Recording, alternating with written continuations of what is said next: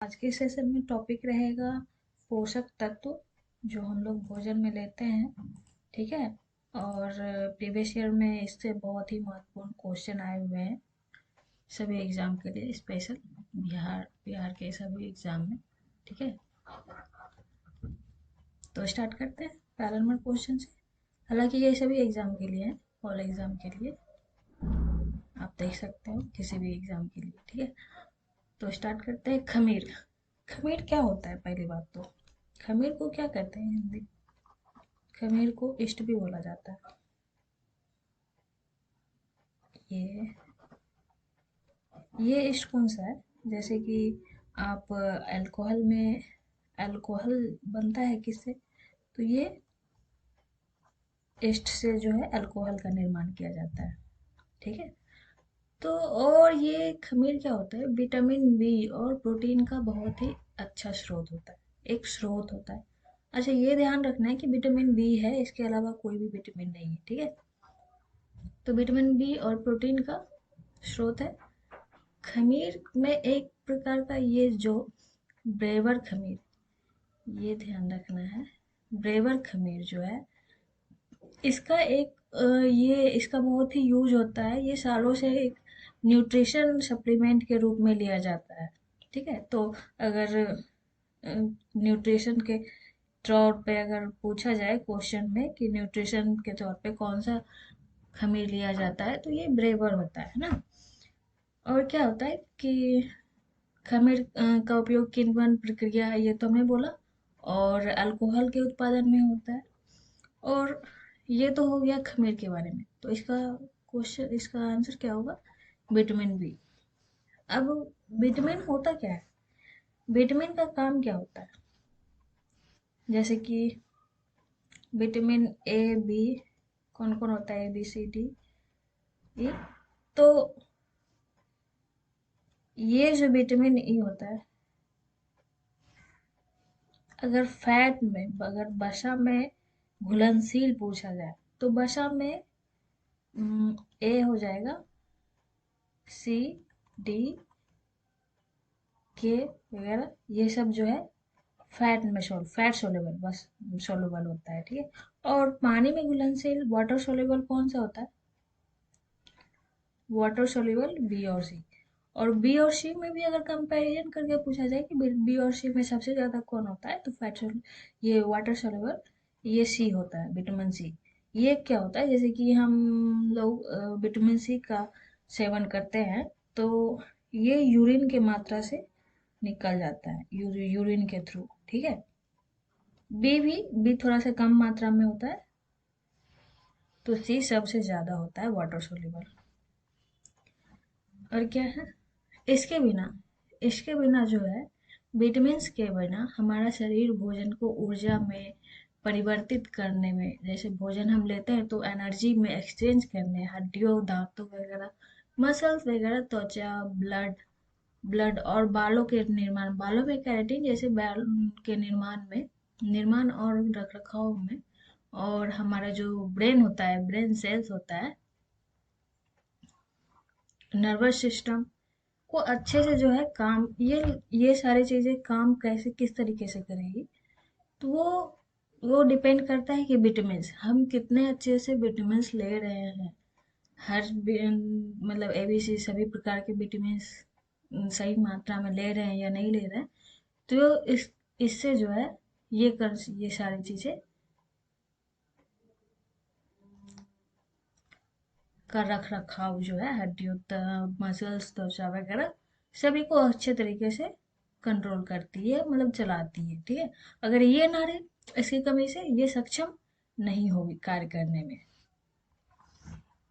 अगला है इनिवर्टेज। ये इनिवर्टेज क्या होता है, ये भी जानना जरूरी है, ये अलग सा नाम है। और विटामिन बी के बारे में, विटामिन बी जो है हमारे शरीर में वृद्धि का काम करता है। सबसे ज्यादा जो है, सर्वोत्तम जो है, वृद्धि के लिए हमारा विटामिन बी जिम्मेदार होता है।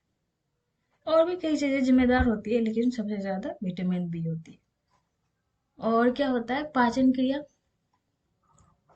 पाचन क्रिया की में मुख्य भूमिका निभाता है, ये तो सही है। और इन्वर्टस क्या होता है, ये एक नया नाम है। तो ये एक तरीके से जो है एंजाइम होता है। एंजाइम होता है जो कि सुक्रोज को फ्रक्टोज और ग्लूकोज में तोड़ता है। सुक्रोज, अगर सुक्रोज लेते हैं, सुक्रोज का एग्जांपल क्या हो गया, जैसे सुक्रोज, चीनी, टेबल शुगर, आप ऐसे याद रखो, टू टेबल शुगर, ठीक है। कैसे याद रखेंगे, सुक्रोज में कौन सा आता है, तो शुगर है कि टेबल पे चीनी है खाने के लिए, ऐसे याद रखेंगे। तो सुक्रोज को जो है फ्रक्टोज और ग्लूकोज में तोड़ता है। अब प्रोटीन की बारी आई है। प्रोटीन क्या होता है भाई, प्रोटीन जो है एमिनो एसिड से मिलकर बना होता है, ये तो शायद पता होगा सभी को। तो ये कितने एमिनो अम्ल से बना होता है, तो ये 20 एमिनो। अब एमिनो अम्ल भी किससे बना रहता है, तो ये होता है कार्बन, हाइड्रोजन, ऑक्सीजन और नाइट्रोजन से। ये चार चीजें जो है एमिनो एमिनो एसिड जो है मिलकर बना होता है, ये बहुत ही इंपॉर्टेंट है। अब शरीर की वृद्धि, ये काम क्या करता है हमारे बॉडी में, तो वृद्धि करता है, विकास करता है, और प्रोटीन के लिए जो है ये प्रोटीन आवश्यक होता है, बहुत ही ज्यादा जरूरी। और क्या करता है, मांसपेशियों, हमारा जो मसल्स है उसमें मायोसिन पहले से ही मौजूद होती है। जैसे मसल्स है, जैसे आप ये को मसल्स है, तो उसमें पहले से ही प्रोटीन होता है जो कि ये मायोसिन होता है। ये भी बहुत ही इंपॉर्टेंट है, ये पॉइंट्स नोट कर सकते हो आप। और बाल और नाखून में प्रोटीन होता है, कौन सा प्रोटीन होता है, तो कैराटिन, ये तो कॉमन है, कैराटिन होता है, ठीक है। और प्रोटीन का 3 टाइप भी होता है प्रकार का, जैसे कि रेशेदार प्रोटीन हो गया, ग्लोबुलर प्रोटीन हो गया, इसके नाम पूछे जा सकते हैं क्वेश्चन में, मेम्ब्रेन प्रोटीन हो गया, ठीक है। काफी है इतना डिटेल्स। अगला क्वेश्चन देखिए। तो पोषक तत्वों के निम्न युग में इसका जो है मिक्स कर मिक्स दिया हुआ है, सो इसका मिलान करना है, तो कौन सा सही है युग में जो है, तो आयरन, आंवला, आंवला, बड़ी पत्तेदार सब्जी, विटामिन सी के बारे में दिया है, केला, मछली। अच्छा, विटामिन सी क्या केला में होता है, मछली के यकृत के तेल में होता है, नहीं। विटामिन सी का मतलब क्या होता है, खट्टे पदार्थ, खट्टे फल में विटामिन सी होता है, तो ये तो गलत हो गया। आयरन का बाद में देखेंगे, तो पहले कैल्शियम का देख लेते हैं। तो कैल्शियम क्या मांस या खमीर में होता है, ऐसा तो ये तो पहले ही क्वेश्चन में देखे कि खमीर में क्या क्या होता है, तो खमीर में तो कैल्शियम नहीं होता है, बिल्कुल भी नहीं होता है। और क्लोरीन, अब आती है बारी क्लोरीन, तो इसके बारे में भी जानते हैं कि क्लोरीन में क्या क्या होता है, तो ये जानते हैं शुरू से। तो ये कट गया है थोड़ा सा, एक सेकेंड। हम्म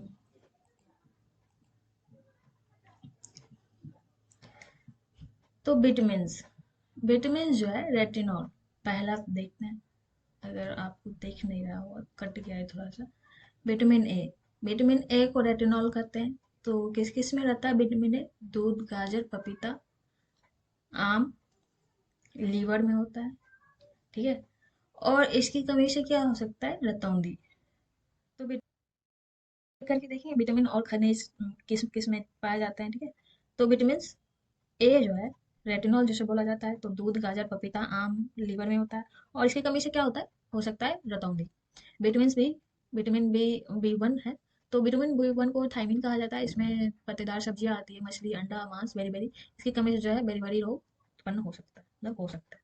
बी 2 को क्या कहा जाता है, तो राइबोफ्लाविन, राइबोफ्लाविन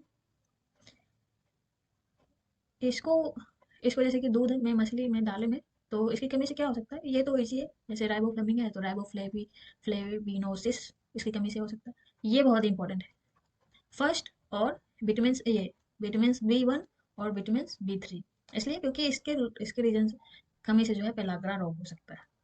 होता किसमें किसमें, मांस मछली, इसको नियासिन से डिनोट करते हैं, इसका साइंटिफिक नेम है नियासिन।